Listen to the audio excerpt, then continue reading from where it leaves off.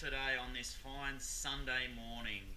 So a lot of you have been asking what camera I'm using when I'm doing my vlogs. So a lot of you have been appreciating and saying how well it looks, how good it looks. So A, I'd like to just say thank you for that. And B, I would like to now go through an entire run through of all the cameras I use. So I'm currently using my GoPro to film this, so that then I can show you guys this. So I've got my DSLR, my point and shoot, and then my iPhone. So we'll go through all of those individually now. So I've got them all already recording, and then I'll switch over to them. So I've got my iPhone 7, so I've only just recently got this. So hopefully I'm actually in frame because I've got it facing backwards from me, so I can use the rear camera, because I'm hoping that that's actually better. So I use my iPhone 7 mainly because it's extremely convenient. It's always on me because I always have my phone on me, so I can just whip it out and start recording when needed. Really good in the gym because I like to take a lot of videos of my clients doing exercises, so I can show them and then show the world how well they are doing. So that's why it's super convenient. That's why I like the iPhone 7.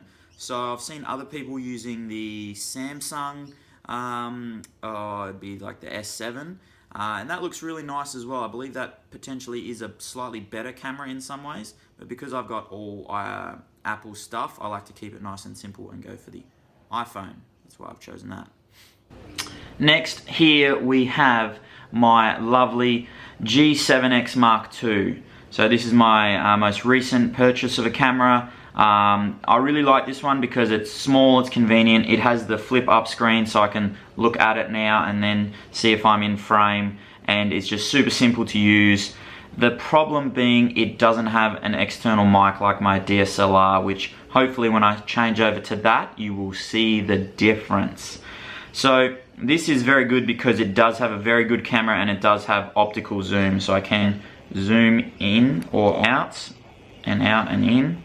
Not very well, but you can do that.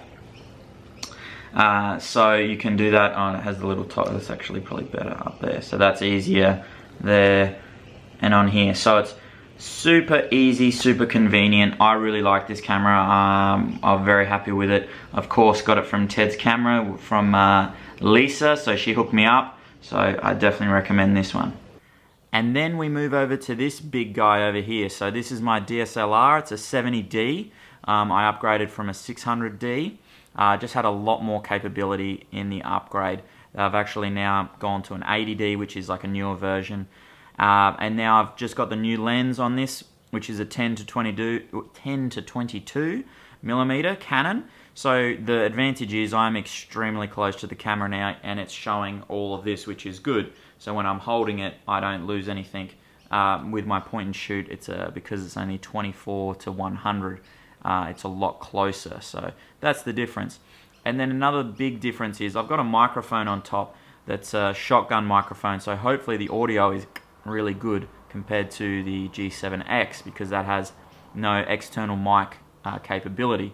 It also doesn't have a windsock on it. I've got a windsock on this bad boy, so then when I'm outside the wind gets taken out, because I've recorded before and I forget about it and then I watch it in post, and there's the problem. There's all this wind, you may not be able to hear me or what I'm trying to talk about, so that's obviously a problem. Of course, with this one, it's really big. It's also quite expensive, so I'm always worried and I don't want to break it because I don't want to buy another one. So that is the concern there. So which one would I recommend? That is the challenge. So of course, I bought my DSLR first. I had the 600, started with that. Found it very hard to record because you don't have as much control over it with compared to the 70D, so that's why I upgraded. And then I bought the external mic, and then I bought another lens since then. Great camera, big investment, so there's your choices. The point and shoot G7X, highly recommend. Great camera to start with. Bit of an investment. I think they're around the $700, $800 range. Go to Lisa, Ted's camera, she'll do your deal. Great camera for entry level for someone that wants to vlog because it's got a flip up screen. You can look at it. Great camera. I really highly recommend that. Of course, if you want to just be super simple and convenient, you just go for the iPhone or your Samsung or your Sony or the Google, I don't know, whatever phone you've got. The disadvantage is unless you use the forward-facing camera, where sometimes they aren't as good, you may not be able to see what you're filming, and I don't actually know if I'm in shot. I'm hoping that it's still recording. So a big tip from me is if you buy an iPhone, get the largest iPhone. I had a 16. My old phone always had to wipe it and then start again. I now have a 256 gigabyte, much better. That's a good idea. Yes. Alright guys, so I'm down here at the Story Bridge and I'm going to be doing a test with all of my cameras on a time lapse. So I've got my iPhone here, I got my G7X, and then I've got my 70D. So we're just filming this nice little shot and hopefully it'll come out and I'll circle between them and you'll see.